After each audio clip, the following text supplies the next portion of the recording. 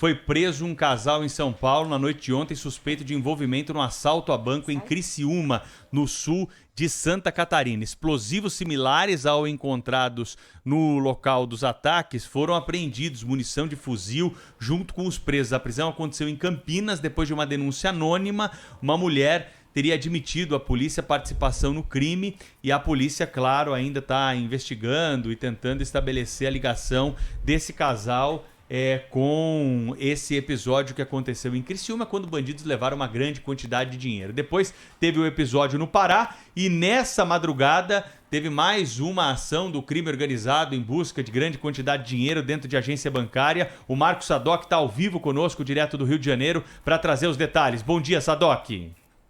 Bom dia, Pedro. Thaís, bom dia para você, bom dia para todo mundo que está acompanhando. A gente tem uma ação de momento ainda, porque o Esquadrão Antibombas tem que atuar nessa localidade, porque há a possibilidade de ainda ter alguns explosivos dentro da agência. Felizmente, aqui a gente não teve nenhum tipo de refém ou ferido em relação a pessoas inocentes, mas tivemos essa ação violenta em Belfor Roxo nessa madrugada, no bairro conhecido como Lote 15. Então, os criminosos, eles espalharam uma série de pregos no chão, outro grupo colocou fogo em veículos para impedir a aproximação da polícia, e quando a polícia conseguiu se aproximar, houve um confronto e aquele barulho, claro, de explosões, porque a outra parte do grupo já estava explodindo a agência da Caixa Econômica Federal. O que a gente viu e o que a gente acompanhou foi, claro, um tiroteio, uma explosão, toda a agência completamente quebrada.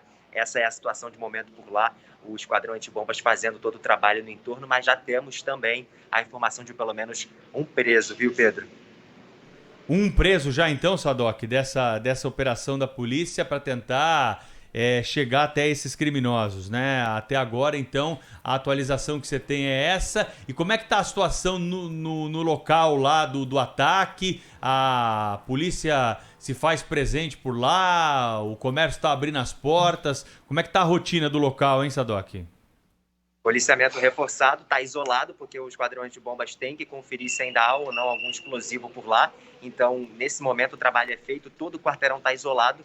Essa parte isolada não tem como abrir comércio nem ter circulação de pessoas, enquanto o Esquadrão Antibombas não liberar aquele bairro ali conhecido como Lote 15, em Belfor Roxo. Então, essa é a situação de momento por lá, com um preso e a polícia buscando os outros envolvidos nessa ação, Pedro.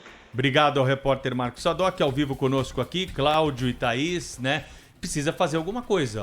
Os gerentes do Banco do Brasil, da Caixa Econômica Federal, né, do Sistema Financeiro Nacional, vão precisar fazer uma reunião de emergência, porque a bandidagem tá pegando tudo quanto é dinheiro que está sendo distribuído aí pelo país. De norte a sul do país são ações do crime organizado para levar quantias vultosas, né, de dinheiro que vão financiar novas ações. Outro dia, Pedro, um ouvinte perguntou, escuta, e aquela tinta rosa que deveria atingir as notas, cédulas que ficam guardadas nos caixas eletrônicos, caso ele seja explodido? Não deu certo. Sabe por que não deu certo? O crime está sempre na frente. Descobriram um solvente que, com maior facilidade, tira a tal tinta rosa da cédula. Não adiantou nada.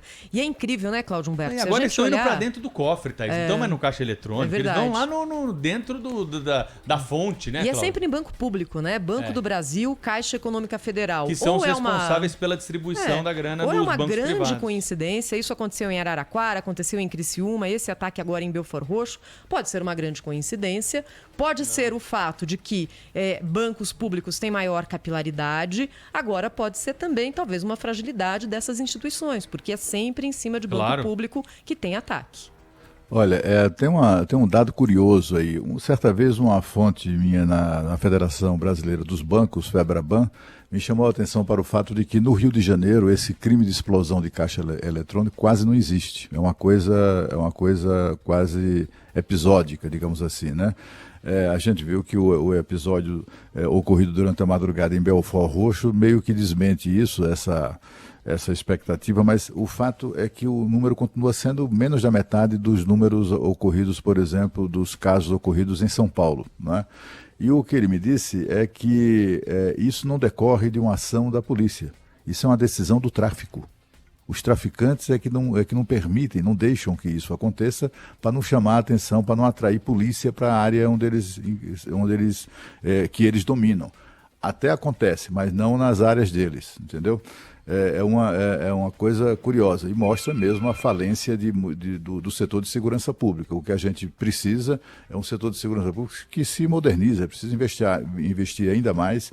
No governo Michel Temer houve um investimento pesado em segurança pública, que resultou na queda dos índices de criminalidade, mas isso cessou, né? E aí você vê que o crime não para, enfim, está sempre se antecipando e volta com força a praticar coisas horrorosas como isso que aconteceu lá em Criciúma, aconteceu lá em Cumetá, no Pará, e também agora em Belford Roxo, no estado do Rio. E aí eu queria só chamar a atenção para um número, Cláudio. O Pedro Campos lembrou muito bem aqui que aquele assalto que foi feito numa instituição bancária de Ciudad del Este, no Paraguai, foi, digamos, o assalto-mãe ali desse tipo de ação em cima de cofre de banco, não é? Teria rendido ao crime organizado 40 milhões de reais. Que pode ter sido também, porque essa cifra nunca é publicizada, o valor que foi conseguido pelos bandidos no assalto de Criciúma. Se falou de 40 a 80 milhões de reais. Ou seja, além da quantia vultuosa, é dinheiro que permite que o crime vá se financiando. Thaís, ele sobrevive disso e vai comprando mais armamento e se organizando mais e montando ações mais complexas, né, Pedro? O que me chama mais a atenção, Cláudio, é essa passividade. Nós estamos acompanhando essas notícias desde o início da semana. Criciúma, Pará, Rio de Janeiro. Estamos tratando desse assunto, trazendo a palavra de especialistas que estão falando. O crime organizado descobriu uma mina de ouro, né? É o novo cangaço, faz tempo.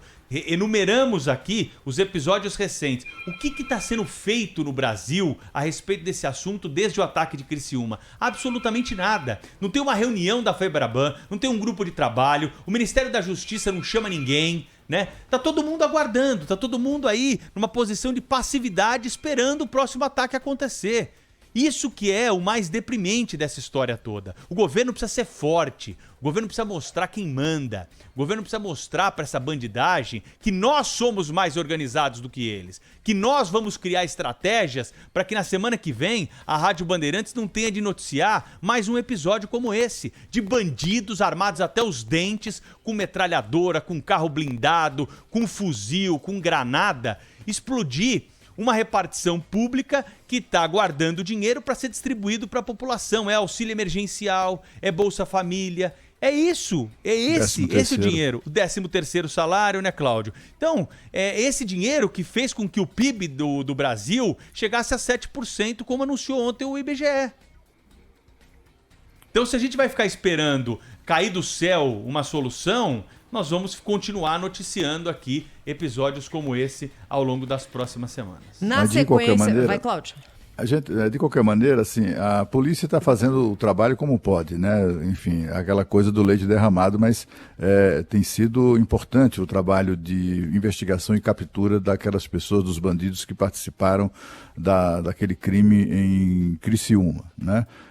Agora já são 11 pessoas presas, o que é muito interessante, né? Com a captura de um casal ontem, enfim, o número de presos passou a 11, o que é legal. Acho que a polícia caminha para elucidar completamente o crime e tomara que isso aconteça sem demora. Agora, o Pedro tem toda a razão. O que a gente espera do Ministério da Justiça e Segurança Pública é a liderança desse processo, né? É convocar os secretários de segurança, os comandantes de polícia militar, os chefes de polícia civil, enfim, não sei como eles sabem como fazer isso, mas é preciso que essas pessoas trabalhem de maneira organizada, concertada, né? No sentido de não só punir os crimes já cometidos, mas impedir que novos crimes dessa natureza aconteçam novamente.